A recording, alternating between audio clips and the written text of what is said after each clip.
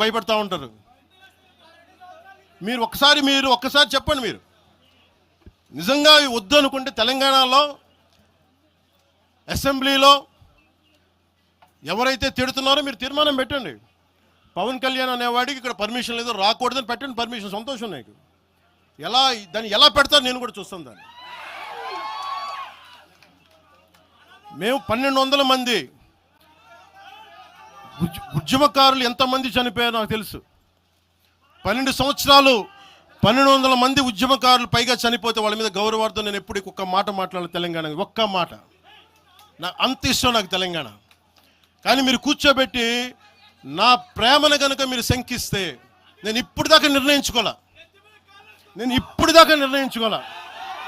మీరు అంటున్నారు కాబట్టి చెప్తున్నా, తెలంగాణలో జనసేన ఉంటుంది. మేము పోటీ చేస్తాం. ఇప్పుడు దాకా ఎప్పుడు అవసరమైతే తెలంగాణలో తిరుగుతాం. నేనే తిరుగుతా, మేమే తిరుగుతాం. ప్రతి సమస్య మీద మాట్లాడతాం, ప్రతి అన్యాయాన్ని ఎదుర్కొంటాం. ఏం మాట్లాడతారు మీరు?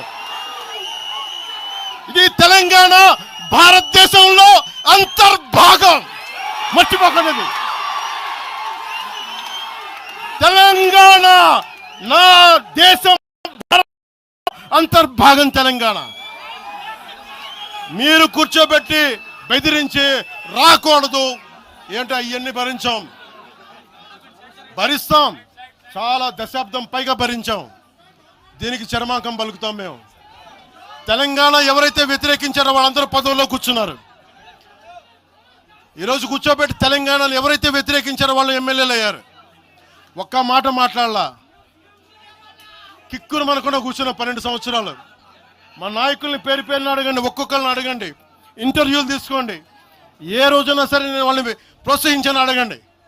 వాళ్ళు నన్ను వదలలేదు, నన్ను ఏం చేయమంటారు చెప్పండి. దండం పెట్టి చెప్పా, మీరు శుభ్రంగా వెళ్ళిపోండి అంటే లేదు, మాకు నీ ఆశయాలు ఇష్టం, మాకు జనసేన భావజాలం ఇష్టం.